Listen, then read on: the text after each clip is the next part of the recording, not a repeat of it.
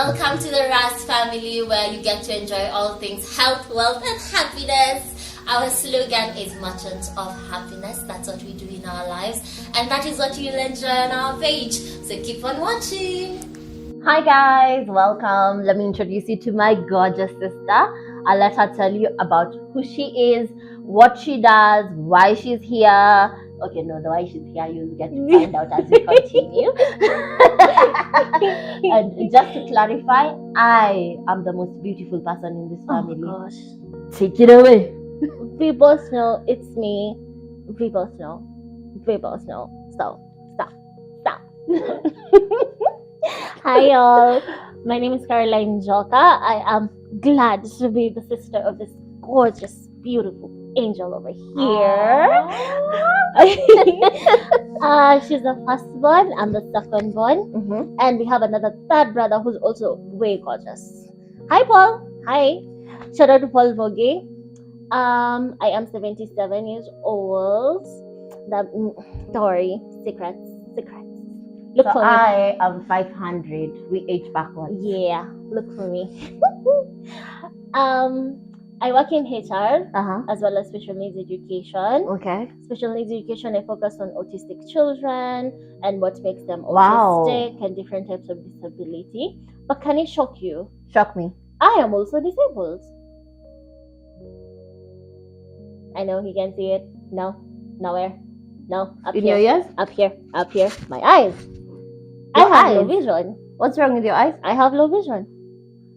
When Or you say you partial have blindness. Other people call it partial blindness or low vision. Depends on what works for you. When you say you have low vision, in my mind I envision that you can't read words, like you need glasses to read words. Is that what you mean? No, really, no. What do you mean? People have different types percentages of their eyes. So you technically what people think is your eyes see 100%, but you don't see 100%. There's 80. So Okay. my vision is 20%. So most people's vision is 80%, Yeah. 80%. Yeah, Wow, okay. it's not 100%. And yours? Mine is 20/20. So I remember like when we went to the doctor, your doctor declared your right eye dead. Yes. So that means this one is 100% blind. So when I close my left eye and I look with my right eye, I can barely see you. Okay. I can only see like a very little percentage of you. Yeah. But when I close my right eye, and to my left eye, Yeah. I can see all around and see Okay. what's there. Okay. But then how I see things most silhouettes. So if I get somewhere new, I'll have to go around and see this is the wall. Touching See and the- knowing where yeah. what is what. See, kind of look like textures, or like the wall is a bit rough Yeah. here, it's smooth here. So that enables me to walk around easy. Actually, shockingly, even when I walk, my feet have to like feel the floor. So if I get somewhere a bit slippery, You I'm feel like, the floor? Yeah. I'm like, yes. Really? This is a different part of the room. This is where. So it makes it super easy for me to walk around. I didn't know that. Okay. Must be so cool. You're like a dolphin on land. Oh gosh. Don't have to. Anyway, let's discuss. And when she says that she can't see, it's the small things that we tend to take for granted. Like for example, serving white rice on a white plate. She won't see it at all. Nothing. Serving a cup of milk in a white cup, she won't see it. So for her, tea has to be in a black cup. So there has to be contrast. Even like when she reads on a laptop, there was a machine that we bought that flips the writing so that the background is black and then the letters are white to create that contrast so that she can see it. Exactly. Anyway, how did this happen? So it kind of happened 9 years ago. At that time, I was studying to be a chef. I was done in college, I was studying to be a chef. Yeah.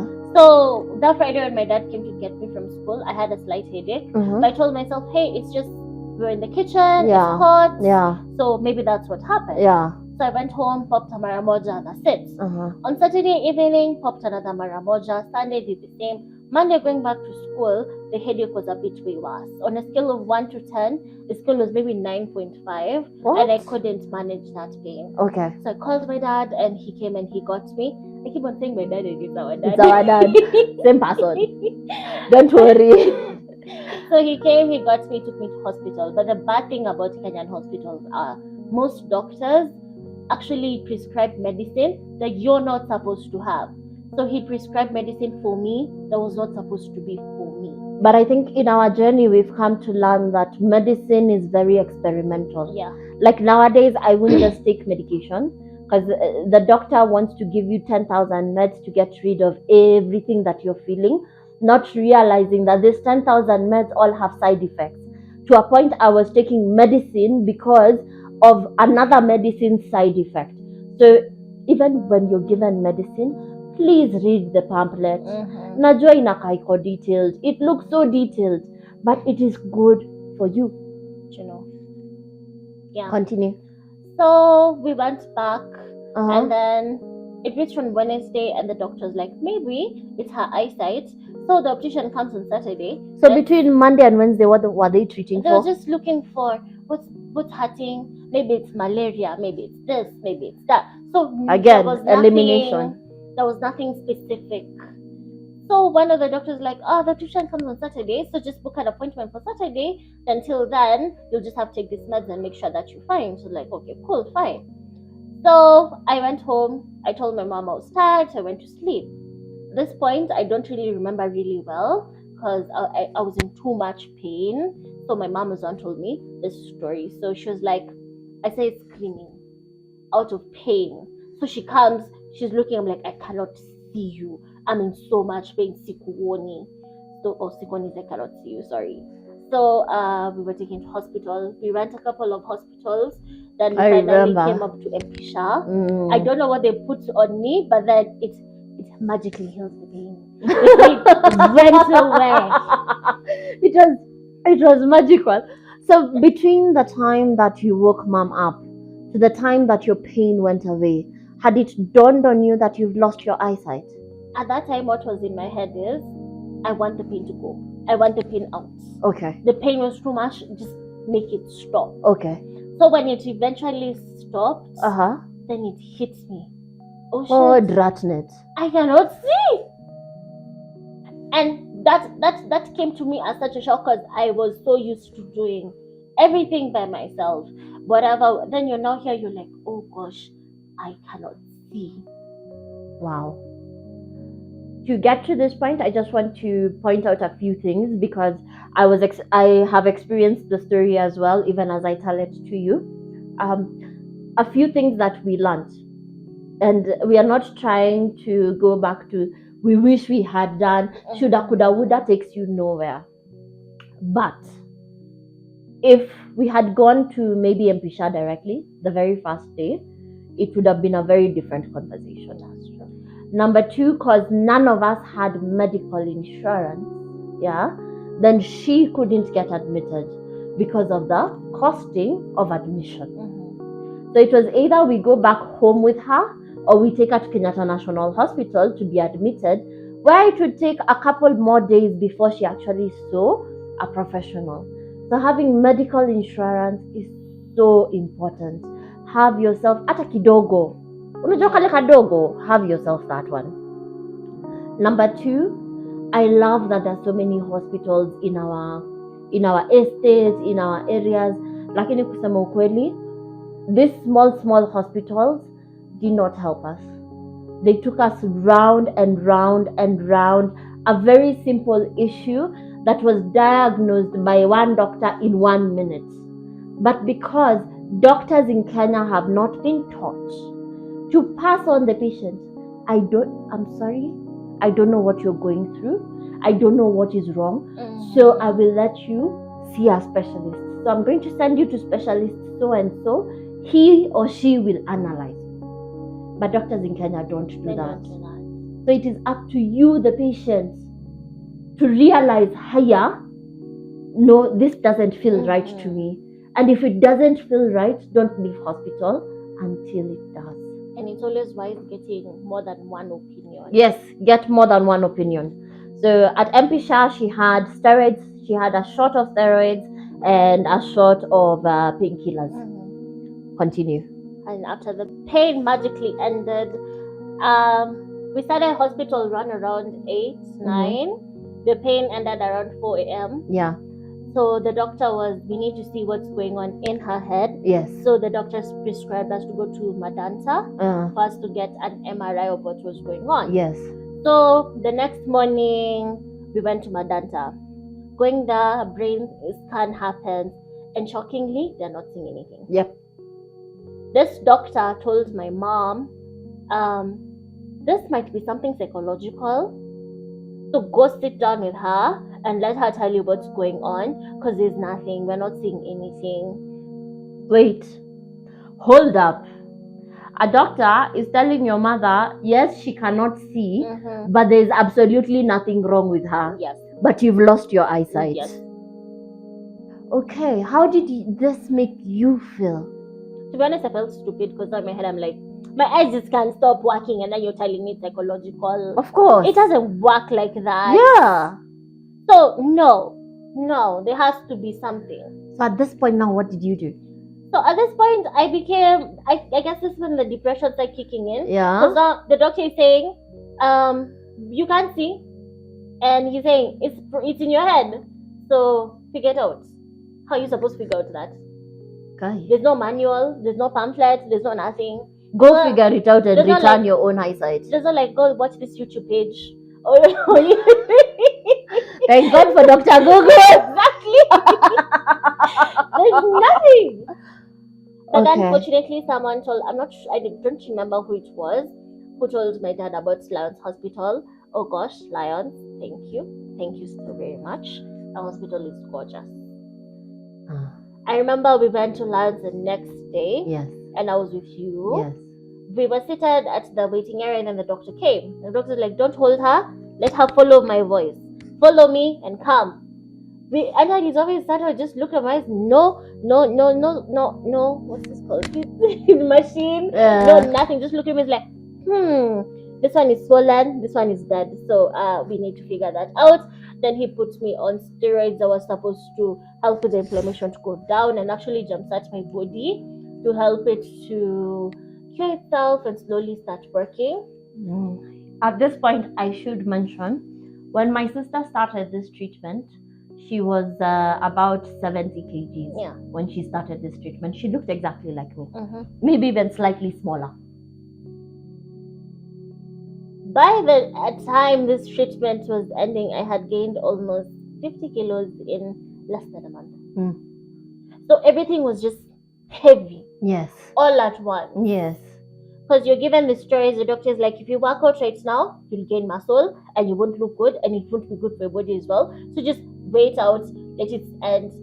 So after I was admitted, I went back home and I was taking 22 pills a day, 11 in the morning and 11 in the evening. And most of this was steroids. Exactly. I remember. And one thing I'd urge people to do is be a bit compassionate. Because you just can't stop me and you're like, Aki, you're so huge, mommy. You need to start taking food that is like this. Do this and do, without asking or wanting to know why you here. And does it matter? And to be honest, look at you. Exactly. Look at you. Does it matter? It's so good thing this gorgeous. Yeah. So you have a little extra roundness. So Kwanza, if she could give me her boobage area. Jesus. Have you seen that TikTok for the bucket? If you don't know, go look for it. It is like a bucket, and I leave it at that.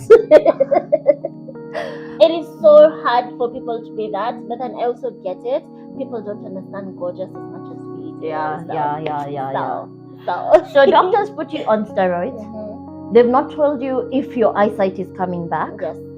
And now you are obese.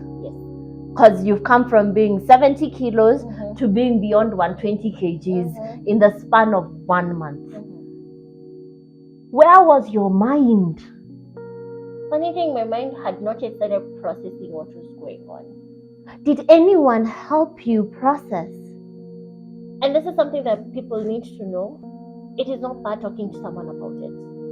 Because you know how they normally say, you slowly start feeling cold, and you're like, it's just cold kidogo. Uh, Then it comes in. So I think my depression crept in like that, crept in so slowly. So by the time it had settled, I was at home. I was blind. I was not in school anymore. I had gained so much weight. There's people in my ear. There's so many everyone has a treatment. Everyone has a treatment. Everyone has this. A doctor you can see, a herb you can take. Those people who became religious, so go see Pastor who, go see this one, go see there, dig into your family. Maybe there's someone who did what. Yeah, the curses. Oh, the curses. Oh, Jesus, we handled a lot of curses. We are Christians. It's so annoying. We believe in the Lord Jesus. He is our Savior and our Lord. But come on, guys. Come on. Really? There was, even when Jesus passed through the world, he still left sick people. And then those people who feel religious and just want to put hands and feet and what on Guys, you. I remember there's a mama who came, there's a lady who came when Carol was in hospital. And then, excuse me, this is what she did. By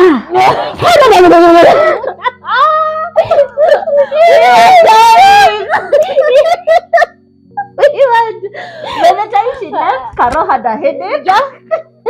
She was tired by the neck because she has been strangled with her head. My brain was being blended. Blending. We believe in healing, and I know healing is going to come to you in the way Jesus wants it to come to you, because he does have a plan for you. But for the people out there who are either going through what you've gone through, because I can imagine the stigma now for 9 years. For 9 years, you've been trying to lose the weight. Yeah. I know we've only now started accepting the weight that you're in this year, actually. Mm-hmm. So you can imagine for 9 years, she's been battling her own family. Mm-hmm. And this page is going to be very honest, and I'm going to even pinpoint the things I did that are wrong, so that we can all learn together. So how was it for you to feel people like me telling you how you can lose weight? You know what the annoying part was? You've done the diet, you've hit the gym, you know every single thing, and you keep on weighing yourself and nothing is moving. Yeah. So most probably the other person's like, you're not doing what he told you to do. Yeah. You're supposed to be doing this and this and that. You're not doing that. So you're like, bro, I am doing everything. So it became so annoying because I am pushing myself to do it and my body just doesn't want to. So it reached a point, it's like, you know what, fuck it. Like, oh, sorry. You're gonna find a lot of those in this page. Deal with it. I was like, you know what? Leave it be. Yeah. You know what? If you will not accept me the way I am, then you're not supposed to be in my space. And what has accepting who you are now? You are a BBW. You are blind. Mm-hmm. I won't call you partially Mm-hmm. disabled, because to be honest, you are blind. Yes, I am. Yes. You are a blind BBW woman who is now trying to find her career path. At the age of 77, when you felt like you needed to know your career at the age of 50, Mm-hmm. how has that felt like to you, accepting yourself? You know, first I had to accept I am blind. It is okay. Yeah. If it will not change, it will stay. Yeah. And that is still okay. Okay. It is not a problem. Okay. It's not a problem. I don't need you to lay hands on me. I don't need you to take me to watch doctor, but it is here. We embrace it. It's fine. Okay. Then I had to go back. After accepting that, I had to go back to accepting you are gorgeous. Okay. You are beautiful. So what, you have roles, any you have tricks words. that you can give us that we can work on staring at ourselves? What tricks worked for you? Actually, for me, you're the one who actually gave this to me. Uh-huh. I was so afraid for the longest time to look at myself in a mirror, like a full mirror. Uh-huh. So I had to buy a full mirror for myself. Okay. I bought that and then I took off every single, there was nothing on me. Mm-hmm. Then you go and you look at yourself. Love those rolls that you hate. Love that tummy that you feel should not be there. And people will always have this thing of, you know, you're big girls. Big girls don't expose their tummies. You I've been seeing you in tumbo cuts. You wear tumbo cuts even more than me now. Yeah. Yes, she Yes. does. And I am comfortable with that. If you have a problem, we're not sharing oxygen. We are both given 21% of oxygen, all of us. If you have a problem, you can move to the other side of the world. It's okay. What about public transport? Now, this is something I'm still battling with. Especially because you have a two-pronged problem. You are blind without looking like you're blind, Yes. and you are overweight. All the love to the kangas out there. But I hate these people are like, hey, say yangu, could you guy have a like, bro? So me, I'm afraid that what you're facing is people who don't want to be with you. But you're facing the other side of the problem, Yes. where you have too many people who want to be with you. And that's the problem. Jesus, can you hear that? It's so, you know, funny thing is I relate to these people because they want me to sit, you know what, madam, come sit up on the driver, you know, come sit on the driver's seat. And then, so you're there standing and people are like, then the kangas like, no, just enter the common one. let's sit here. And then funny thing is, I feel for most of them they think I'll not be able to lift myself up and sit. And when I do, they're like, okay, she managed. She did. She did. She did. And she did it. She did. And if you don't want to sit next to me because you think I'm big, sorry for you. I was blessed. If you're not Shidayako, not my problem. So it's your thing, no mine. And then has your sight restricted how you move around? I learned in town what I normally do when I go to town. I made friends in different sides of town. So just in case I have a problem or I need to cross a road, I don't have to talk to a stranger and be like, hi, I can't see, can you help me cross this road? You have your normal people. I have my people in different places who help me do that. Aki, God continue to bless those human beings. And I also like motorcycle people. They really do help. They don't ask questions. They don't ask, oh, you can't see. Because there's a time in town, I asked a lady to help me cross the road. She was like, this is a con lady. These are those con people in people town. Would think that you're conning them. Exactly. And I literally can't see the road. You have to help me do it. I want you to look at that camera. And then I want you to talk to two people. I want you to talk to the people who have suddenly gone blind. What can you tell them? What is their life going to look like? And the people who are BBW like you are, how do they even start to find somewhere where they can love them? And I'll add just one more type of person, the people around people like yourself. How do we become better to you? Because I've realized that caregivers can be as equally poisonous or even more poisonous than the people that you don't know. Hey, you guy, you beautiful man, you beautiful lady who just lost her eyesight. I know it is very scary right now. You don't know if it will ever come back. You're giving your body timelines. You should stop doing that. And you're doing whatever to make you feel better. I just want to know it's gonna be okay. It does not make sense right now, me telling you it's gonna be okay, but it will be okay. Eventually you will get there. Just have to be more positive with yourself and learn to accept that this has happened.